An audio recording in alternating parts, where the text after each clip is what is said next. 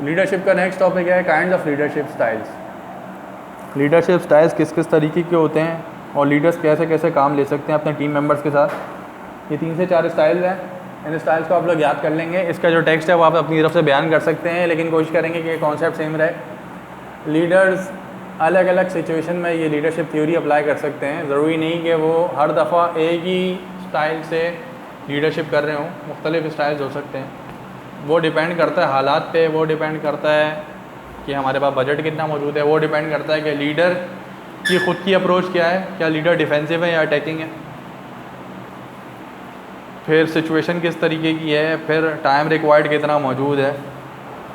इन तमाम चीज़ों को देखते हुए फिर लीडरशिप स्टाइल का फ़ैसला किया जाता है और ये लीडर पर डिपेंड करता है कि वो किस किस्म का लीडरशिप स्टाइल रख सकता है। क्वेश्चन अगर एग्ज़ाम में आता है काइंड्स ऑफ लीडरशिप, तो काइंड्स ऑफ लीडरशिप आप बता सकते हैं। टोटल 4 काइंड्स ऑफ लीडरशिप्स हैं। अगर क्वेश्चन आता है डिस्क्राइब एनी 2 और एनी 3, तो फिर आप अपनी मर्ज़ी के 3 से 4 काइंड्स ऑफ लीडरशिप बता सकते हैं। अगर क्वेश्चन आता है नाम लेके कोई ख़ास काइंड को स्पेसिफिकली पूछ लिया जाए, तो फिर आपने जवाब देना है उस ख़ास काइंड के हिसाब से स्पेसिफिकली। फिर वहाँ पे आपकी चॉइस ख़त्म हो जाती है और आपको वही काइंड ऑफ लीडरशिप बतानी पड़ेगी जो आपसे पूछी जाएगी। First kind of leadership is authoritarian leadership या ऑटोक्रेटिक लीडरशिप भी कहा जाता है इसको। तो ऑटोक्रेटिक के टर्म से भी ये लीडरशिप स्टाइल आप लिख सकते हैं और अथॉरिटेरियन के हिसाब से भी लिख सकते हैं। एग्जामिनर अगर अथॉरिटेरियन का टर्म यूज़ करेंगे तो हम हेडिंग अथॉरिटेरियन की डाल देंगे, और अगर एग्जामिनर टर्म यूज़ करते हैं ऑटोक्रेटिक लीडरशिप की, तो हम ऑटोक्रेटिक लीडरशिप के हिसाब से हेडिंग लगा सकते हैं इसकी। ऑटोक्रेटिक लीडर स्टाइल ऐसा होता है कि जो लीडर हैं वो एक्सपीरियंस में बहुत ज़्यादा हैं, या लीडर के पास अथॉरिटी बहुत ज़्यादा है और वो मेंबर्स का कोई ख्याल नहीं करेंगे और वो मेंबर्स से कोर्शन करते हुए, सख्ती करते हुए रिज़ल्ट हासिल करने की कोशिश करेंगे। तो ये कहलाता है अथॉरिटेरियन लीडर, जिसको उर्दू में आमिराना क़यादत भी कहते हैं। तो लीडर हमेशा गैप रखेगा अपने फॉलोअर्स से। लीडर कभी भी फॉलोअर्स की बात नहीं सुनेगा, लीडर कभी भी फॉलोअर की मुश्किलात नहीं समझेगा, बल्कि अपना रिज़ल्ट मीट करने के लिए ऑर्डर्स दे सकते हैं, इंस्ट्रक्शंस दे रहे होते हैं और वो फॉलोअर्स को पूरी करनी पड़ती हैं चाहे कुछ भी हो जाए। इसका मतलब यहाँ पे फ्लेक्सिबिलिटी बिल्कुल भी नहीं होती और रिजिड लीडरशिप होती है। रिजिड का मतलब है फिक्स लीडरशिप है, मतलब यहाँ पे लीडरशिप का बिहेवियर चेंज नहीं किया जा सकता। लीडर हमेशा यहाँ पे स्ट्रिक्ट रहेंगे। The leader is called an autocrat. He does not consult his subordinates followers. He takes all the decisions by himself. He also takes full responsibility for his decisions. The subordinates must obey him without asking any questions. तो followers की सुननी नहीं है, अपनी चलानी है सिर्फ और सिर्फ, फ़ैसले भी खुद ही करने हैं और ज़िम्मेदारी भी खुद की है। ये तमाम सिचुएशन आती है ऑटोक्रेटिक लीडरशिप में।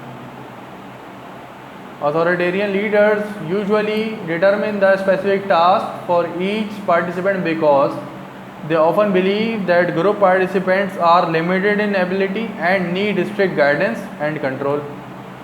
कभी भी लीडर का एक्सपीरियंस बहुत ज़्यादा है और टीम मेंबर्स का एक्सपीरियंस बहुत ही कम है, उस सूरत हाल में ये होगा कि जो लीडर टास्क असाइन कर रहे होंगे वो एम्प्लॉयज़ को पूरी करनी ही करनी है और एम्प्लॉय ज़्यादा क्वेश्चन नहीं पूछ सकते क्योंकि उनका एक्सपीरियंस और लीडर के एक्सपीरियंस में बहुत फ़र्क है।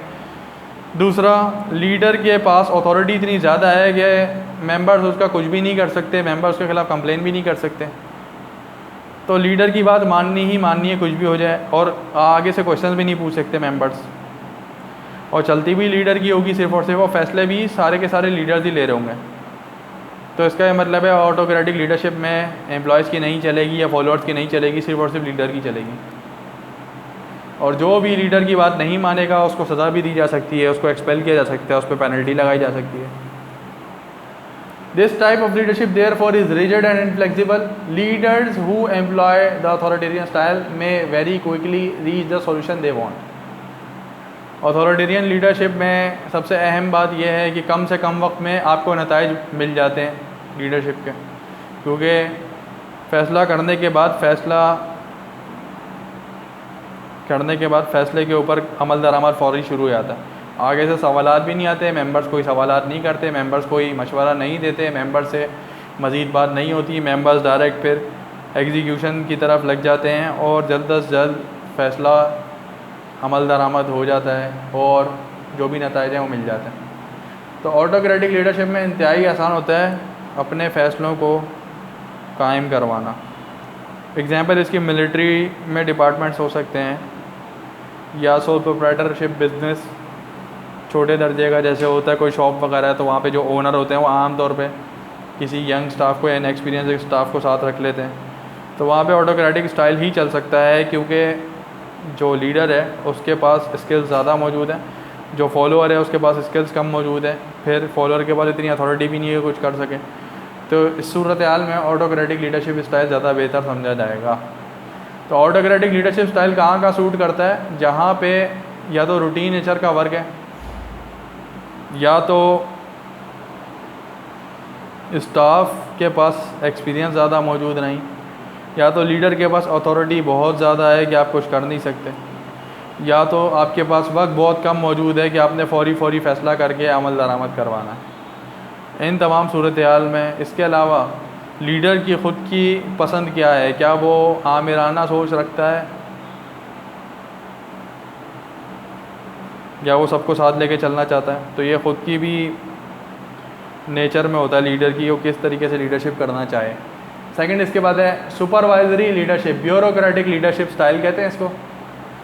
सुपरवाइजरी लीडरशिप स्टाइल में क्या होता है कि लीडर अपना ही फ़ैसला करेंगे लेकिन फ्रेंडली वे में टीम को लेके चलेंगे, फॉलोअर्स को कहेंगे कि आप भी अपना इनपुट दें और मशवरे दें मुझे।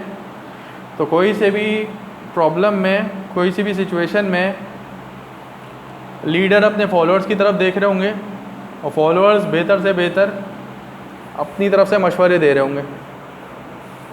इसका मतलब यहाँ फ्लेक्सिबिलिटी का लेवल बढ़ जाता है या रिलेशनशिप बेहतर हो जाती है। यहाँ पे लीडर्स की बात सुनी जाती है क्योंकि वो फॉलोअर्स की बात भी सुनते हैं, लेकिन जो फाइनल डिसीजन मेकिंग है वो यहाँ पे भी लीडर के पास ही रहती है। हाँ, लेकिन लीडर के पास एक बात ज़रूर मौजूद है, एक राइट है उसके पास कि अगर उसको लगे कि किसी शख्स ने फ़ैसला जो था उससे बेहतर मशवरा दे दिया है और अब मशवरे की बुनियाद पे फ़ैसला तब्दील किया जा सकता है, तो अब ये लीडर के ऊपर है कि वो क्या रिस्क ले सकता है या क्या उसको इतना बेहतर फ़ैसला तब्दील होने से जो नया फ़ैसला बनेगा जो कि किसी टीम मेंबर के कहने पे होने वाला हो, तो अब ये लीडर के ऊपर है कि वो उसको एक्सेप्टेंस दे सकता है या नहीं दे सकता। लेकिन फाइनल जो भी डिसीजन मेकिंग होगी वो हमेशा लीडर की होगी, किसी और की नहीं होगी। अब लीडर के ऊपर है कि वो अपना फ़ैसला खुद नाफिज करे या वो किसी और के मशवरे पे अमल करते हुए अपना फ़ैसला तब्दील करे। तो इन दी एंड यहाँ पे भी क्रेडिट जाता है वो लीडर को ही जाता है क्योंकि लीडरशिप से ही फ़ैसला जुड़ा होता है और जो एम्प्लॉयज़ होते हैं सिर्फ अपना इनपुट दे सकते हैं, अपना मशवरा दे सकते हैं। जो फ़ाइनल से होती है वो एम्प्लॉय की नहीं होती बल्कि फ़ाइनल से हमेशा लीडर की ख़ुद की होती है। लेकिन फ़ायदा यहाँ पे ये होगा कि जब भी आप एम्प्लॉयज़ की सुनेंगे, उनकी सजेशन सुनेंगे, उनके मशवरे सुनेंगे, उनकी बात पे अमल करेंगे, तो एम्प्लॉय सोचेंगे कि लीडर हमारी बात सुनते हैं, हमारी बात समझते हैं और लीडर हमारे साथ फ्रेंडली हैं, हमारे साथ ज़्यादा गैप नहीं रखते, हमसे मिलके काम, हमारे साथ मिलके काम करते हैं, हमसे रोज़ाना की बुनियादों पे ताल्लुक़ रहता है। तो फिर एम्प्लॉयज़ ओन करना शुरू कर देते हैं टीम को, फिर एम्प्लॉयज़ बेहतर से बेहतर परफॉर्मेंस देनी शुरू करते हैं। तो कंपैरिजन करें अगर ऑटोक्रेटिक स्टाइल ऑफ लीडरशिप में एम्प्लॉयज़, क्योंकि उनसे गैप ज़्यादा लीडर का, क्योंकि लीडर एम्प्लॉयज़ की चलने नहीं देते, तो वहाँ पे एम्प्लॉयज़ का रवैया उस तरीके का नहीं होगा या उनके अंदर जो जोश व जज्बा है वो वैसा नहीं होगा जैसा सुपरवाइजरी लीडरशिप में हो सकता है। क्यों? क्योंकि सुपरवाइजरी लीडरशिप में एम्प्लॉयज़ को एक लिबर्टी मिल जाती है कि वो अपनी तरफ से इनसाइट्स को, अपनी तरफ से माइंड को इस्तेमाल करते हुए, अपनी लॉजिक्स को देखते हुए वो ओपनली जाके अपने लीडर को बता सकते हैं और अपने सजेशन को एडवोकेट कर सकते हैं कि इस सिचुएशन में आप ये फ़ैसला भी ले सकते हैं। तो एक बैकअप प्लान भी मिल जाता है लीडर को। तो अच्छे लीडर के पास अगर ऐसी टीम हो जो सजेशन भी दे रही हो और जो बेहतर पार्ट प्ले भी कर रही हो तो वो लीडर भी बहुत खुशकिस्मत होते हैं, तो उसका रिस्क लेवल कम अज़ कम हो जाता है, क्योंकि अगर उससे कोई कोताही होती है तो उनके पास ऐसे फॉलोअर्स मौजूद हैं जिनके पास इतनी अच्छी स्किल्स मौजूद हैं जो मुश्किल वक्त में बेहतर सजेशन भी दे सकती हैं। तो बिलीव रखना अपने फॉलोअर्स पे, ये अहम बात है इस लीडरशिप स्टाइल में। सुपरवाइजरी लीडरशिप का दूसरा नाम है bureaucratic leadership. Supervisory leadership has an open mind, he encourages his subordinates to give their suggestions and comments. If these suggestions and comments are good, then he will accept them. So this leader consults his subordinates before taking a decision. तो अच्छा leader हमेशा पहले मशवरे भी ले लेगा और अपना फ़ैसला नाफिज करने से पहले मशवरों की बुनियाद पे भी चलेगा कि अगर मशवरा बेहतर है तो मशवरा नाफिज कर दिया जाए फ़ैसला बना के, या अपना खुद का फ़ैसला वो नाफिज कर लें। However, the final decision is taken by the leader. और इख्तिताम में जो फैसला होता है वो फैसला लीडर ही ले रहा होता है, कभी भी फॉलोअर का फैसला नाफिज नहीं होता। फॉलोअर की सजेशन की वजह से फैसला तब्दील हो सकता है, लेकिन नाफिजुल अमल फैसला हमेशा लीडर का होगा और क्रेडिट हमेशा लीडर को जाएगा। Therefore he takes full responsibility for his decision. Supervisory leaderships almost always introduce the problem for discussion with a lengthy description. Such leaders are not as formal or as rigid as the authoritarians, but they give little attention to the needs of the groups. तो दर्जा बदर्जा देखा जाए तो autocratic leadership से ज़्यादा flexible style of leadership supervisory leadership style है, जिसको bureaucratic approach कहते हैं। और यहाँ पे प्रॉब्लम को डिस्कस किया जाता है। ऑटोक्रेटिक स्टाइल ऑफ लीडरशिप में प्रॉब्लम को कभी भी डिस्कस नहीं किया जाता टीम के साथ, वहाँ पे लीडर खुद ही प्रॉब्लम सॉल्व करके खुद ही अपना एक्शन अप्लाई करवा देते हैं। और यहाँ पे पहले प्रॉब्लम को इंट्रोड्यूस करवाया जाता है, तमाम मेंबर से सजेशन ली जाएगी। सजेशन लेने के बाद जो बेहतर सजेशन अगर लगती है तो लीडर अपना फ़ैसला तब्दील करके मेंबर का फ़ैसला ऑप्ट कर लेगा, लेकिन लीडर खुद फ़ैसला लेगा और वो फ़ैसला जो लेगा उसका क्रेडिट भी उसी को जाएगा। लेकिन फॉलोअर्स के लिए एक बात अहम यहाँ पे ये हो जाती है कि उनको ये बात समझ आ जाती है कि लीडर हमारी भी सुनते हैं और हमारी बात पे भी अमल करते हैं। सवाल अगर आता है कि लीडरशिप स्टाइल बता दें तो आप बता देंगे हेडिंग से। अगर सवाल आता है कि डिस्टिंग्विश फीचर कर दें, डिफरेंशिएट करके बता दें सुपरवाइजरी लीडरशिप और ऑटोक्रेटिक लीडरशिप को, तो ऑटोक्रेटिक और सुपरवाइजरी में जो आपको सामने सामने पॉइंट्स ऐसे दिखें जो कि आपस में डाइवर्जेंट हैं, आपस में बिल्कुल भी रिलेट नहीं कर रहे हों या आपस के बिल्कुल मुखालिफ हों। जैसे कि फ्लेक्सिबिलिटी लेवल की बात करें तो ऑटोक्रेटिक स्टाइल ऑफ लीडरशिप में नो फ्लेक्सिबिलिटी और यहाँ पे फ्लेक्सिबिलिटी है। जैसे कि वहाँ पे मेंबर्स का मोरल डाउन होता है, यहाँ मेंबर्स का मोरल अप होगा। वो इसलिए होगा क्योंकि यहाँ पे मेंबर्स जो हैं उनकी सुनी और समझी जा रही है। ऑटोक्रेटिक में डिसीजन रीच करना बहुत जल्दी हो जाता है, वक्त बहुत कम लगता है, और यहाँ पे डिसीजन तक पहुँचना उसमें थोड़ा वक्त ज़्यादा लगेगा, क्योंकि हम लोग पहले प्रॉब्लम को इंट्रोड्यूस करेंगे, उसके बाद सजेशंस लेंगे, सजेशंस लेने के बाद फिर फैसला सोचेंगे कि हमें फ़ैसला क्या करना है, फिर हम फैसले पे अमल दरामद शुरू करेंगे। टाइम टेकिंग ये ज़्यादा है सुपरवाइजरी लीडरशिप बनिस्बत ऑटोक्रेटिक स्टाइल ऑफ लीडरशिप से। और इसके अलावा लॉन्ग टर्म ग्रुप्स की बात करें तो ऑटोक्रेटिक स्टाइल ऑफ लीडरशिप में लॉन्ग टर्म ग्रुप्स नहीं चल सकते।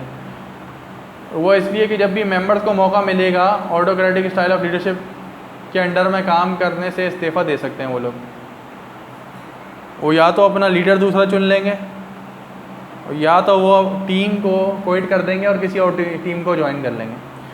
सुपरवाइजरी लीडरशिप में क्योंकि फ्रेंडलीनेस ज़्यादा है, क्योंकि यहाँ पे रिलेशनशिप बेहतर है, यहाँ पे स्ट्रिक्टनेस कम है, फ्लेक्सिबिलिटी ज़्यादा है, तो जो ग्रुप्स होते हैं वो लॉन्ग टर्म बेसिस पे बन जाते हैं और लोग आपस में बेहतर म्यूचुअल अंडरस्टैंडिंग के साथ चल रहे होते हैं, तो म्यूचुअल एक्सेप्टेंस बढ़ जाती है और ग्रुप मेंबर्स आगे चलते जाते हैं और ग्रुप आगे चलता जाता है उनके साथ साथ। इसका मतलब लीडर्स का ट्रस्ट मेंबर्स पे होता है और मेंबर्स का ट्रस्ट यहाँ पे लीडर्स पे होता है। फाइनल से लेकिन यहाँ पे भी लीडर की होती है हमेशा। इसके बाद थर्ड स्टाइल ऑफ लीडरशिप है पार्टिसिपेटिव लीडरशिप स्टाइल।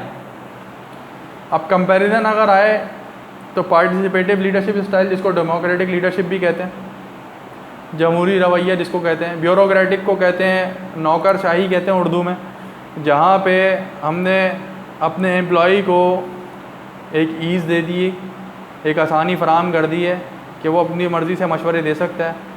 और डेमोक्रेटिक लीडरशिप स्टाइल को उर्दू में कहते हैं जमहूरी रवैया रखना, लोगों की सुनना, लोगों की समझना, लोगों की सुनना, लोगों की समझना और उनके फ़ैसले नाफिज करवाना। तो डेमोक्रेटिक लीडरशिप में ये होता है कि जो मेंबर्स होते हैं वो वोटिंग करेंगे, मेंबर्स का ज़्यादातर जो फ़ैसला होता है वो इन द एंड ग्रुप का फ़ैसला बन जाता है। इसका मतलब जो लीडर होंगे वो लीडर खुद फ़ैसले नहीं कर रहे होंगे, बल्कि उनके मेंबर्स अपनी तादाद के ज़रिए ये बताएंगे कि उनके हिसाब से ज़्यादा बेहतर फ़ैसला क्या हो सकता है। और जो भी मेंबर्स कह रहे होंगे उस मेंबर्स की जो राय होगी, जो कसरत राय होगी, ज़्यादातर लोग जिस पे वोट कर रहे होंगे वो राय फिर लीडर उस फैसले को अप्लाई करवा देंगे। इसका मतलब यहाँ पे जो क्रेडिट जाएगा वो तमाम मेंबर्स को क्रेडिट जाएगा फ़ैसला करने का। फ्लेक्सिबिलिटी के हिसाब से बात करें तो सबसे कम फ्लेक्सिबिलिटी या नो फ्लेक्सिबिलिटी जिसको कहते हैं वो अथॉरिटेरियन लीडरशिप की थी। सुपरवाइजरी लीडरशिप में फ्लेक्सिबिलिटी और बेहतर हुई और पार्टिसिपेटिव लीडरशिप में फ्लेक्सिबिलिटी और ज़्यादा बढ़ गई, क्योंकि यहाँ पे हम मेंबर्स पे एतमाद ज़्यादा कर रहे हैं और मेंबर्स की तरफ हम ज़्यादा देख रहे हैं। मेंबर्स की स्किल्स इतनी ज़्यादा बेहतर हैं कि वो अपने फ़ैसले खुद कर सकते हैं। तो यहाँ पे ये होता है कि गिनती करते हैं और वोटिंग करते हैं और देखते हैं कि ज़्यादातर मेंबर्स का झुकाव किस फैसले की तरफ या कौन से प्लान की तरफ है, तो वो प्लान इम्प्लीमेंट कर लिया जाता है। फोर्थ वन है ग्रुप सेंटर्ड लीडरशिप, जिसको लेसे फेयर लीडरशिप कहते हैं। ये फ्री लीडरशिप कहलाती है। यहाँ पे मेंबर्स इतने ज़्यादा एजुकेटेड या एक्सपीरियंस्ड होते हैं जहाँ पे लीडरशिप में लीडर सिर्फ और सिर्फ एक कॉन्टैक्ट पर्सन का काम कर रहा होता है और वो लीडर अपना डिसीजन नहीं नाफिज कर सकता।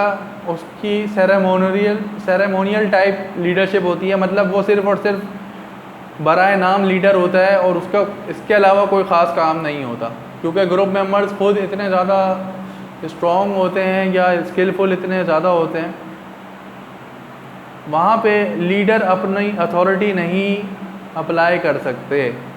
तो ग्रुप सेंटर्ड लीडरशिप उस जगह पे होती है जहाँ पे तमाम मेंबर्स इक्वल रैंक के हों या इक्वल एक्सपीरियंसेस के हों, तो वहाँ पे ग्रुप सेंटर्ड लीडरशिप अप्लाई हो सकती है।